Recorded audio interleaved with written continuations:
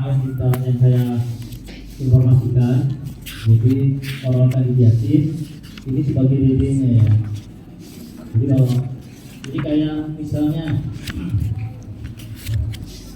Dokter Najla ngajar varian normal. Nah, kalau di luar itu bukan varian normal kan, nah itu DD-nya, gitu caranya ya. Jadi kita di sini sebagai dokter itu harus bisa membandingkan setiap penyakit. Jadi tidak yang kita dapat penyakit ini terus kita bingung dengan penyakit yang lain kalau ternyata beda. Ya tidak gitu. Jadi nanti ya dokter itu kita manusia tidak harus di dalam otak itu full ya. Bisa kita taruh buku, kita ketemu kasus, wah ini kayaknya yang saya hafalin bukan ini nih, bukan ini ya, wah ini nih, ini harus dilihat dicentang-centang mana yang cocok gitu kan. Karena kriterianya kayak varian normal itu kan ada 7 ciri varian normal. Nah itu yang harus dihafalkan. Jadi nanti di luar itu, jadi itu kayak checklist. Jadi di dalam itu misalnya cuma 2 yang mirip, berarti bukan varian normal kan. Jadi ya, ini baru 3 hari ketiga kamu pelajari penyakit mulut. Karena penyakit mulut itu sendiri sepertinya tidak begitu concernnya masyarakat dengan penyakit mulut. Jadi kalau datang ke dokter gigi itu pasti apa? Sakit gigi kan? Bukan sariawan. Berarti orang kalau sariawan itu datangnya bukan ke dokter gigi, datangnya ke kalau nggak ke THT, penyakit dalam atau penyakit kulit. Itu yang dia cari. Padahal ahlinya, profesi yang bisa mempelajari sariawan itu adalah dokter gigi. Nah itu kurang informasi ya. Jadi kita sebagai dokter gigi memang harus. Jadi bukannya hanya kalian itu bisa, yang saya kasih tahu bukan hanya bisa tambal cabut scaling. Itu yang ada duitnya, ya kan? Kadang menegakkan diagnosis itu nggak ada duitnya. Karena masyarakat itu kalau nggak diapa-apain, kok bayarnya segini sih? Nah, pasti. Kita aja kalau misalnya cuma sama dokter penyakit dalam, cuma sakitnya apa? Keluhannya, udah nih saya resepin, atau udah 500.000. Wah, saya cuma digituin doang, sama. Nanti kamu juga digituin. Kita akan digituin sama masyarakat. Cuma periksa-periksa aja 500.000 gitu kan. Periksa-periksa aja kalau di perifer Jakarta, Bodetabek ya, Ganja dari Bodetabek gitu, kalau kamu narikinnya 200.000 aja dia udah protes gitu kan. Jadi lumrah aja. Jadi kita sebagai dokter gigi bukan hanya gigi aja. Jadi kamu harus bisa mendiagnosa. Dengan diagnosa yang tepat, kamu memberikan harga 500.000 atau di perifer 250, nggak masalah. Karena sudah tepat diagnosanya, ya. Bukan sekedar kasih obat, pulang, kalau nggak sembuh, nama baikmu berkurang, kalau sembuh nama baikmu lebih baik. Itu aja, ya. Tapi kalau diagnosa yang tepat, walaupun gagal dalam pengobatan, nggak masalah. Pasti kan dia bilang, wah ini harus ke dokter lagi nih, harus kontrol kan gitu. Ya, kalau masyarakat kita masih tidak seperti masyarakat luar. Makanya jangan makanan bergizi, pendidikan yang gratis gitu ya. Jangan makanan yang bergizi aja gratis. Jangan digemukkan badannya, tapi otaknya diisi di dalam pendidikan yang baik. Supaya setiap dokter itu bisa memberikan informasi pada masyarakat dengan baik. Oke. Pertama-tama ada yang namanya aspergillosis. Ini adalah fungal infection. Nama jamurnya itu adalah aspergillus. Nama jamurnya itu adalah aspergillus ya. Biasanya itu pada sayur-sayuran yang busuk. Jadi kalau biasanya nih orang yang pengen diet vegetan ya, makan sayur-sayuran, lihat dulu dong sayurnya segar atau tidak. Jangan mentang-mentang sayur kita tidak bersihkan, kita tidak jaga vitaminnya, nah itu ada spora-sporanya juga, jadi harus kita cuci. Dan dia ini bisa, jamur ini bisa tahan di udara itu sampai berbulan-bulan, ya kita harus perhatikan. Kemudian kalau orang-orang yang sedang dalam perawatan imunologi, ya, imun, misalnya imunosupresan kayak kemarin kita bahas corticosteroid, itu juga harus hati-hati, gampang sekali terinfeksi dengan Aspergillus, ya, jamur Aspergillus. Ini faktor predisposisinya orang-orang yang sedang dalam pengobatan corticosteroid, transplantasi organ, dan menggunakan obat-obat supresi seperti pada pasien autoimun. Dan dia bisa masuk ke dalam pembuluh darah dan menyebabkan sumbatan, ya. Jadi harus hati-hati.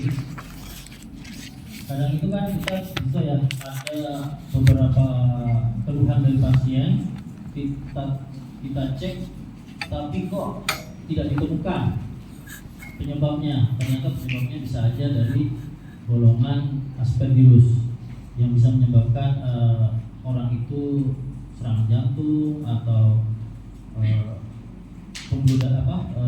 bekuan darahnya terlalu tinggi, bisa aja, ya. Walaupun penyakit ini jarang, tapi kita juga tetap harus hati-hati karena dia bisa memberikan manifestasi di dalam rongga mulut. Yang paling sering itu adalah di palatal, kemudian bisa di mukosa lain, di lidah juga bisa, tapi paling sering itu adalah di palatal karena dia berdekatan dengan sinus. Jadi invasi sinus ke palatal itu yang bisa mengakibatkan ada gambaran di dalam rongga mulutnya. Paham? Paham, saya terusin nih. Ada yang bertanya nggak? Ya, hujan-hujan ya. Hujan-hujan tuh otak kita beku, kita pengen tidur, ya. Ada. Oke. Nah, Cryptococcus ini juga tidak ramah, tapi kita harus concern, harus hati-hati karena dia bisa mengenai paru-paru, ya. Jadi orang-orang yang sekali lagi dalam memiliki penyakit sistemik seperti HIV, kemudian tinnitus, dan bisa terinfeksi jamur ini dan mengenai paru-paru. Di dalam mukosa mulut itu lesinya adalah berupa ulcerasi superficial. Kenapa saya tidak memberikan gambarannya? Karena jarang sekali, ya, di buku juga saya belum ketemu. Tapi dulu saya pernah dalam masa pendidikan itu pernah sekali saya ketemu aspergillosis. Pernah sekali. Itu warnanya jadi kayak plak, warnanya itu biru kehitaman. Ternyata tadinya dicek Candida albicans negatif. Terus kemudian di biopsi ternyata hasilnya adalah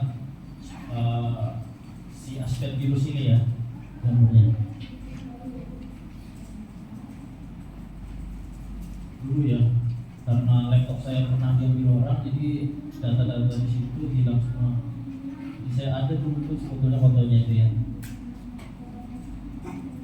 Kemudian histoplasmosis ini sebetulnya nomor 2 setelah Aspergillus, ya.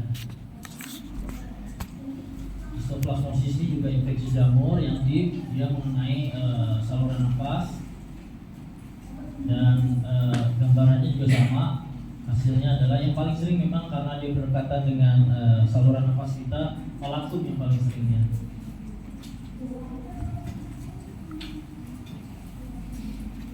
Kemudian blastomikosis. Kalau ini teorinya yang paling banyak di Amerika karena suhu, ya, berhubungan dengan suhu. Kelembapannya yang tinggi kalau di daerah sana itu, jadi dia gampang berkembang biak. Jarang di Indonesia ditemukan. Mungkin kalau dokter Andrianus pernah di masa pendidikan, kalau ada fotonya dok ya, nanti di share. Kemudian mikosis, apalagi ini ya. Tapi ini penyakit oportunistik, jadi kita harus sehat. Kalau kita tidak sehat, bisa terkena jamur ini, terutama pada roti-roti yang sudah berjamur. Hati-hati ya. Jangan juga kalau roti berjamur di pinggirnya, terus pinggirannya doang dikupas, tengahnya tetap dimakan. Jangan, karena yang memberikan bentuk itu sudah jamurnya, tapi sporanya bisa kemana-mana, ya. Sporanya itu bisa ke tengah-tengah si roti itu, jadi bisa aja kita makan. Nah, berkembangnya di dalam tubuh kita si spora itu. Nah, sama semua jamur itu hampir sama ya, semua mengenai saluran nafas. Makanya gambarannya itu kayaknya kepalaku aja semuanya ya.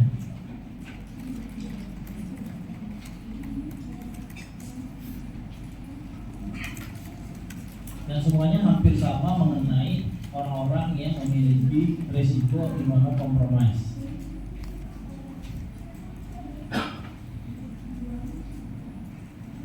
Oke, itu sekedar itu, jadi paham ya. Jadi yang kita pelajari tadi adalah aspergillosis, kemudian histoplasmosis, blastomitosis, mucormycosis, ya. Itu semua adalah fungal infection, dan kalau yang kita ambil intinya adalah semua hampir mengenai sistemik di daerah saluran nafas, ya. Makanya itu gambaran di dalam rongga mulutnya juga hampir sama, dia adalah di daerah palsu yang sering terkena. Itu intinya ya. Jadi tidak perlu kita terlalu hafal. Yang gampang itu adalah misalnya kalau aspergillosis itu jamurnya apa? Aspergillus ya, gitu kan. Jadi itu yang kita hafalkan mungkin itu ya. Kemudian ini berikutnya, setelah kita belajar jamur pasti ada penawarnya, yaitu anti jamur namanya. Anti jamur sampai saat ini saya masih dapat informasi adalah dalam dua bentuk, yaitu azol dan toluene. Ada juga yang terbaru tapi belum begitu digunakan, itu namanya pirimidin. Jadi kita akan belajar tuh azol dan toluene saja. Pirimidin hanya sekedar tahu saja ya. Karena yang beredar di Indonesia juga dua golongan ini ya, golongan azol dan toluene. Ini contohnya saya ambil dari jurnal yang membahas tentang obat yang biasanya beredar, ya, seperti clotrimazole, fluconazole, ketoconazole, itraconazole, dan nystatin. Mungkin kalau nystatin ini ada beberapa yang sudah tahu ya. Misalnya kalau yang dokter itu pasti tahu lah, kan resepin nystatin misalnya gitu ya. Atau kalau kalian dulu pernah lihat iklan ketopian, itu ketoconazole ya. Jadi mungkin ada beberapa anti jamur yang kita mungkin sudah familiar ya. Nah di sini ada dosis-dosisnya, dosis orang dewasa atau anak-anak, bisa, dan lamanya treatment durasinya ya, rata-rata 7 sampai 14 hari, tidak boleh lebih. Kemudian ada juga yang kalau dikasih tablet itu cuma berapa mili.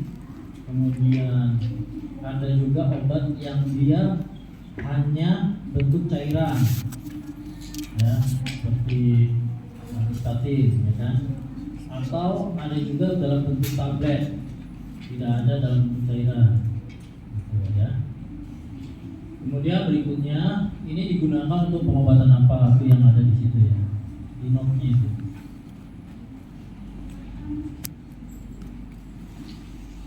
Oke.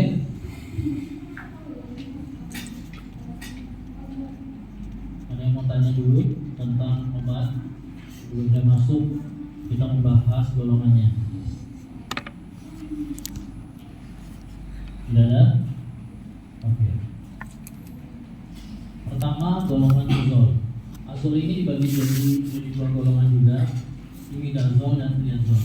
Azol ini kerjanya adalah menghambat ergosterol atau dinding si jamurnya. Jadi dihancurkan dinding jamurnya, jadi dia mematikan. Jadi kalau kayak ketoconazole gitu kan ya, jamurnya diolesin, dia menghancurkan dindingnya. Makanya rata-rata obat jamur itu yang untuk superficial itu semuanya obat oles, yang ada obat minum. Minum itu misalnya kalau ada pasien HIV jamur mulut tapi sampai ke esofagus, nah itu baru kita kasihkan pil. Ya.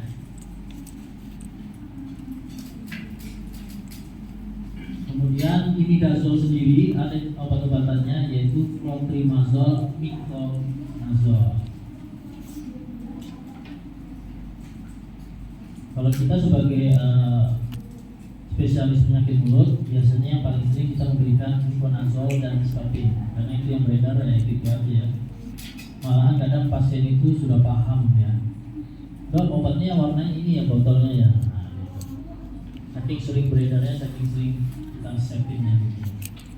Beda kalau kita resepinnya itu dalam bentuk tablet, karena tablet itu kan di dalam bungkusan, jadi kadang hampir mirip semua bungkusannya. Beda kalau di botol, botol itu ada ciri khasnya. Misalnya botol itu ciri khasnya adalah botolnya kecil, ada pipetnya. Kayak kalau kita resepin obat kumur ke pasien itu yang botolnya merah ya dok, itu yang botolnya hijau ya dok, nah, itu dia paham. Imidazole dibagi menjadi clotrimazole dan miconazole. Nah ini sama, semuanya mengganggu membran sel dinding selnya itu yang diganggu, dirusak, jadi menyebabkan si jamurnya mati. Indikasinya adalah kandidiasis sistemik atau lokal. Yang berikutnya yang ketiga, jadi tadi clotrimazole, miconazole, ketoconazole. Ini adalah golongan imidazole. Ya, paham? Azol tadi dibagi menjadi berapa? Dua. Apa? Imidazole dan triazole. Imidazole dibagi menjadi obat-obatannya ada berapa? Tiga.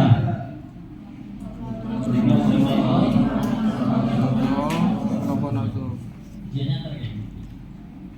Ini masuk golongan apa? Ya.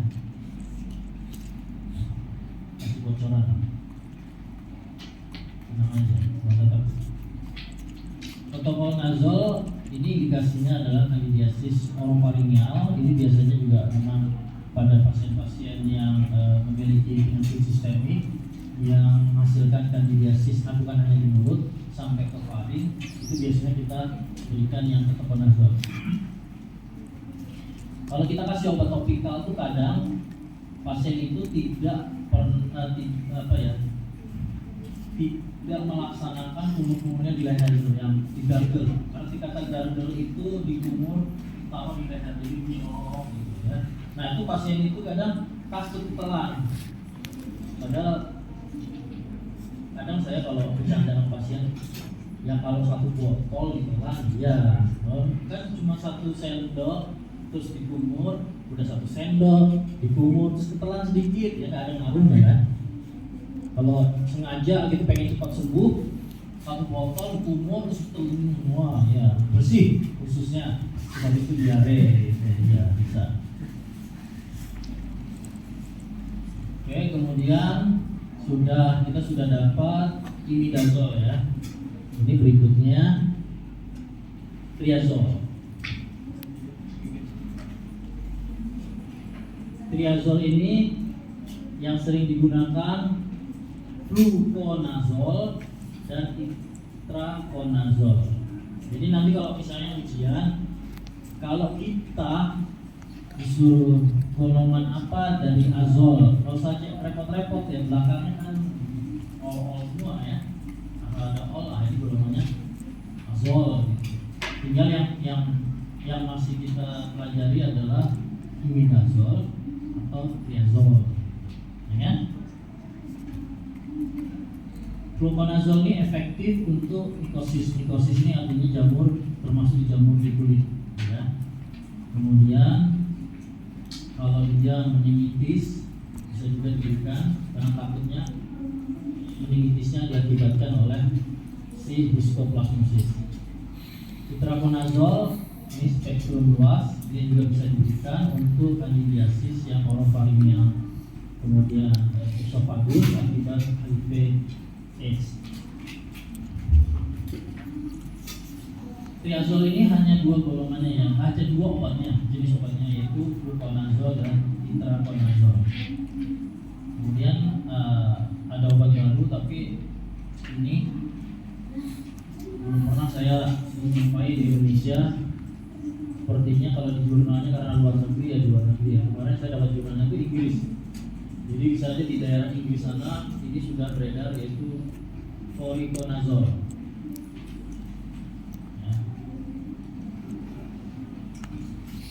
Katanya aman untuk yang gangguan lambung, jadi tidak mempengaruhi pH lambung, jadi aman untuk orang yang punya penyakit lambung. Tapi di Indonesia belum di ini. Kemudian yang ketiga selanjutnya, golongan selanjutnya adalah polyen. Nah, polyen ini ada amphotericin B dan nystatin. Saya tidak dalam mengajarkan amphotericin B karena ini tidak beredar di masyarakat. Karena apa? Ini terbatas di rumah sakit. Karena dia memberikan efek samping yang besar. Jadi dijaga peredarannya, tidak boleh beredar gampang di praktek-praktek pribadi dokter.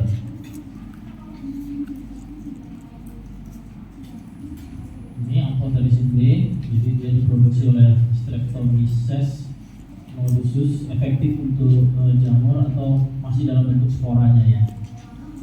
Jadi untuk menghambat perkembangan si jamur tersebut biasanya diberikan amphotericin B itu biasanya di rumah sakit. Tidak kita yang menggunakan kalau praktek di pribadi. Kemudian ini nystatin ini yang beredar luas. Kadang kita dokter gigi yang berpraktek pribadi juga bisa memberikan, atau dokter gigi umum yang sudah ketemu kasusnya boleh diberikan, ya, boleh memberikan nystatin.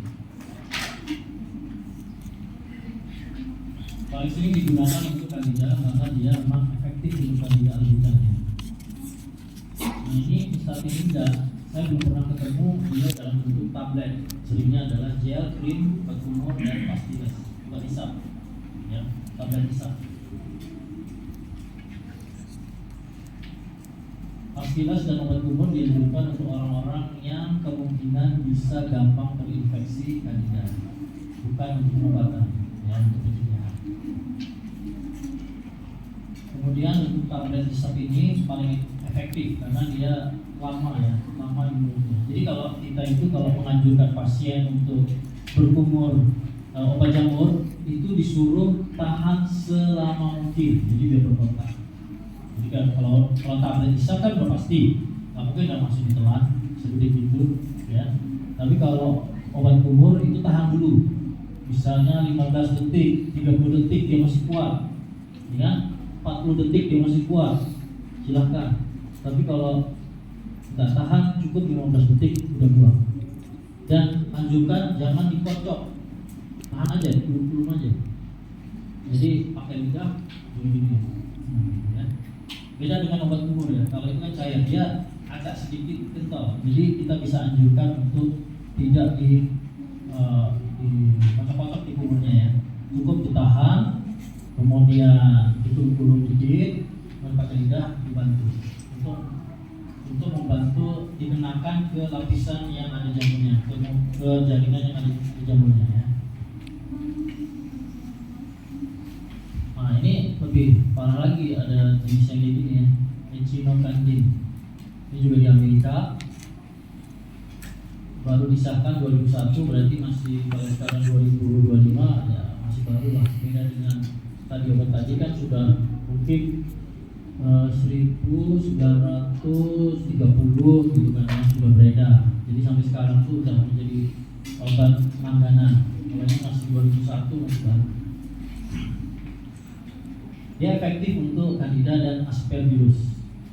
Biasanya digunakan pemakaiannya pada orang tua.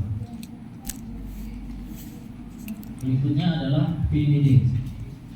Ini yang tadi saya bilang, pyrimidin ini juga biasanya obat yang diberikan pada pasien yang sedang menjalani kemoradiasi, ya, yang dia berbarengan dengan 5-fluorouracil. 5-fluorouracil itu adalah obat kemoterapi yang bisa digunakan untuk pasien-pasien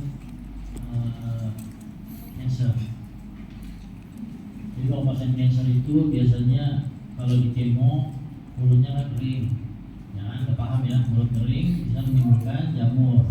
Dan jamur dia akan mengakibatkan infeksi sekunder ke dalam pembuluh darah. Jadi kita harus cegah dengan memberikan obat anti jamur. Cuman kalau di Indonesia PBD tidak ada, kita biasanya ganti dengan statin atau diberikan obat berbentuk tablet. Kemudian ini ada sedikit, nanti kita perlu tahu adalah ini ya. Nah ini tutup obatnya seperti ini yang beredar di Indonesia. Kalau yang tidak tahu mah enak ya. Ya di statin. Contohnya obat statin ini.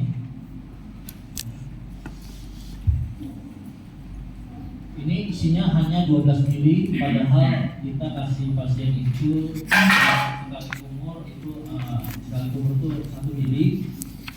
Terus kemudian sehari kumurnya 4 kali. 4 mili kali 3 12. Jadi itu 3 hari. Jadi kalau kasih, padahal tadi sini ini, padahal di sini kalau pasiennya itu kandidiasis biasa lah ya, mungkin karena anak-anak, paling sering itu anak-anak bayi, kita kasihnya jangan lebih dari seminggu, cukup 1 minggu aja. Jadi 2 botol itu sudah cukup, ya kan? 2 botol itu buat 6 hari gitu. Ya. Kalau bayi, kalau di statin itu sama dengan kita dikasihnya 1 mili sekali sehari 4, sama. Beda dengan kalau kamu ngasih Miconazole. Miconazole itu yang beredar, yang Johnson itu ini Dactarin oral gel. Kalau orang dewasa itu setengah sendok teh kali 4 sehari. Kalau bayi 1/4 sendok teh kali 4. Itu perbedaannya. Ya. Cuman kayaknya itu obat entah kemana ya. Dulu saya sering resepin, dan sekarang udah.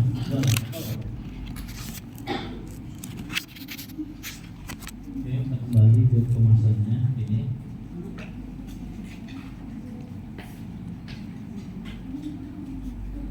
Hati-hati, ini yang saya bilang, kalau 1 botol diminum diare ya nanti ya, atau mual muntah, urtikaria.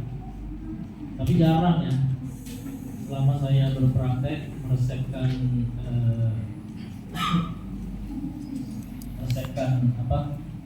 obat anti jamur itu jarang.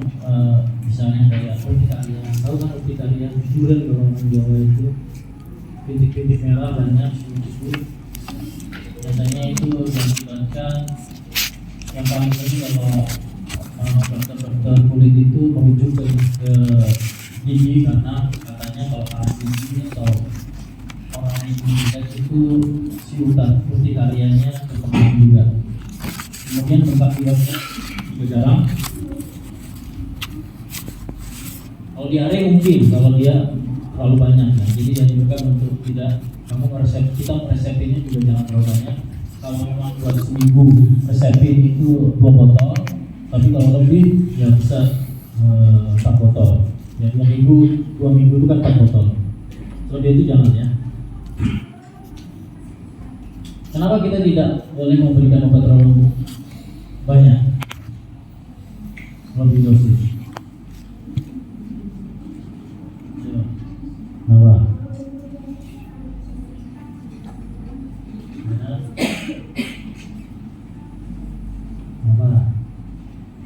Kenapa kita tidak boleh memberikan obat terlalu banyak? Jawabannya simpel betul. Kenapa? Adiksi. Nah, overdosis itu kalau 2 kali, iya, gampang kan? Karena obat itu memiliki efek samping. Itu aja jawabannya, sama. Makanya yang diutamakan sebagai dokter adalah, ini buat pengingat aja ya. Ayo, kemarin saya ngomong setelah kita belajar, yang diutamakan sebagai dokter adalah ada tuh keluar tuh bunyinya tadi apa? Iya, diagnosis yang tepat itu yang utama. Misalnya pasien kandidiasis, apakah hanya kandidiasis? Tidak, harus apa?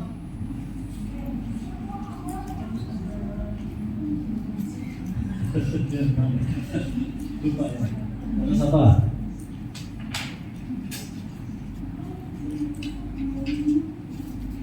Harus apa? Setelah kita tahu nih oral kandidiasis, kita harus apa?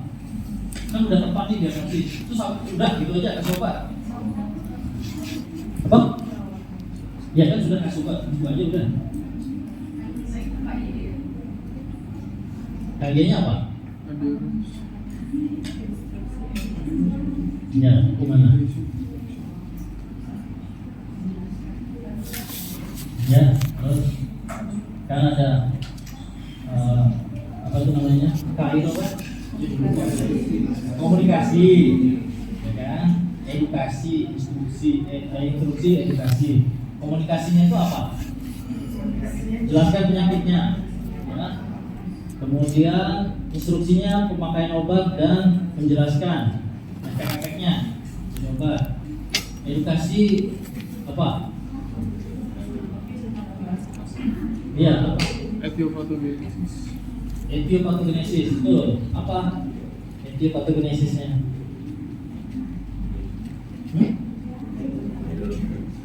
Ya kan diartikan sudah. Etiologi itu apa lagi?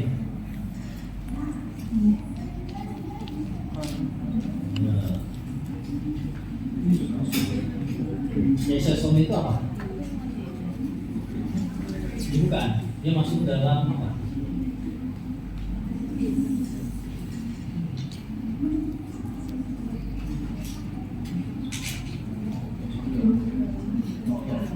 Ya, faktor apa?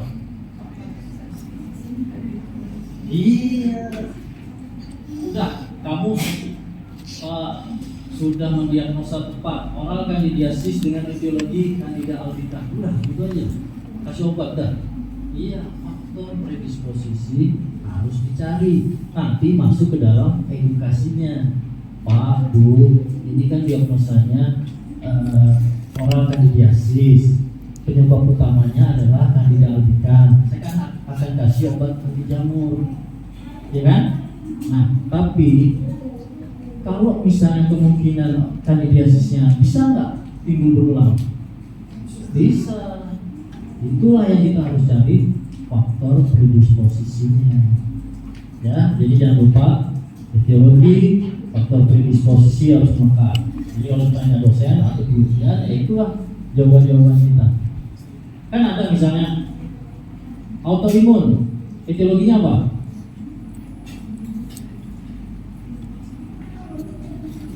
Nanti pelajarannya.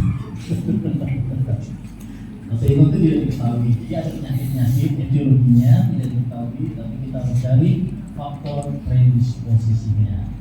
Jadi bukan hanya etiologi itu setelah gitu. Udah nih Bu, ini resep diminum, yang dikubur-kubur.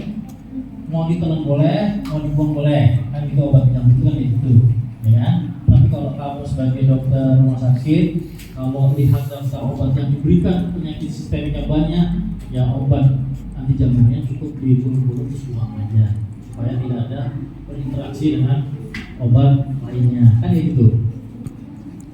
Ini faktor predisposisinya kemungkinan ini.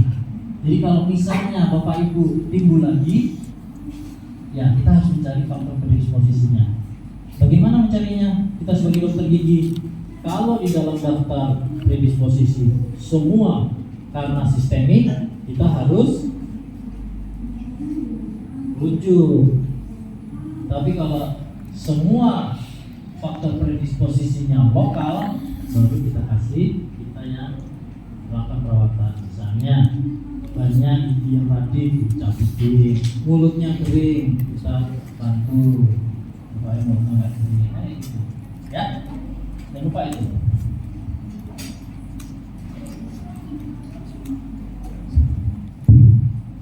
Kemudian yang kedua yang beredar adalah Miconazole yang tadi saya bilang, ini obat yang dulu itu yang memproduksi adalah Johnson & Johnson. Itu dia dalam bentuk Daktarin oral gel. Jadi Daktarin itu ada dua untuk kulit, Daktarin aja, kemudian Daktarin oral gel untuk jamur di mulut. Isinya adalah Miconazole. Miconazole golongan imidazole. Imidazole golongan atasnya tapi kayaknya dokteran Dennis ya, enggak ya? Tapi kalau selesai harus jam 9. Oh iya, apa ini ya? Kita cari jurnalnya ya. Kemudian di sini anunya ya, penggunaannya, cara penggunaannya, kemudian semua partisipan disuruh kamar aja ya, nggak usah di dalam kulkas. Efek samping yang penting kita ketahui. Efek sampingnya sama seperti iritasi, gatal-gatal, tapi Miconazole ini beda dengan statin, tidak ada efek sampingnya diare. Mungkin kalau ketelan-ketelan nggak masalah ya, tidak memberikan efek samping. Kontraindikasinya alergi, ya, atau hipersensitivitas. Oke. Terakhir kesimpulan yang saya berikan ada 2 hal ini, infeksi jamur baik superficial maupun deep fungal infection. Kita harus paham bahwa sebagai dokter gigi nantinya dokter gigi, jangan dilupakan tentang penyakit-penyakit luar gigi. Jadi penyakit mukosa mulut. Jadi kalau kita itu bagian penyakit mulut itu bukan mempelajari gigi, tapi mempelajari kulit mulut, ya, dan penyakit-penyakitnya di situ. Sebenarnya kandidiasis merupakan salah satu infeksi jamur yang paling sering. Kadang-kadang kita juga bisa jamuran ya. Mungkin kondisinya sedang tidak baik atau menggunakan obat-obat yang untuk mengobati penyakit-penyakit sistemiknya. Ya. Kadang beberapa obat itu tidak memberikan respon yang baik, seperti contohnya pengobatan dengan topikal itu kadang tidak memberikan respon yang baik. Cuman kadang kalau kita memberikan sistemik, pengobatan sistemik, jatuhnya ke diare ya, jadi sudah salah. Makanya utamanya adalah dokter gigi harus menegakkan diagnosa yang tepat dulu supaya dan terutama tahu faktor predisposisinya ya. Kalau untuk kandidiasis itu kan faktor etiologi hanya satu, yaitu candida albicans. Kita kasih obat anti jamur, kemudian kita harus tahu faktor predisposisi apa pada pasien tersebut jika terjadi kandidiasis. Itu yang utama. Oke. Makanya dokter gigi diharapkan mendiagnosanya harus tepat untuk memberikan perawatan yang tepat pada infeksi jamur. Oke, ada yang bertanya? Selesai sudah? Ya. Ada nggak alat khusus yang berbeda resi karena virus sama resi karena jamur? Resi karena virus, resi karena jamur. Dan kalau saya jawab, udah virus kan? Pelajaran virus kan? Udah. Nah, kalau gitu karena saya dikasih ide oleh teman Anda, hari ini kita mencari gambar.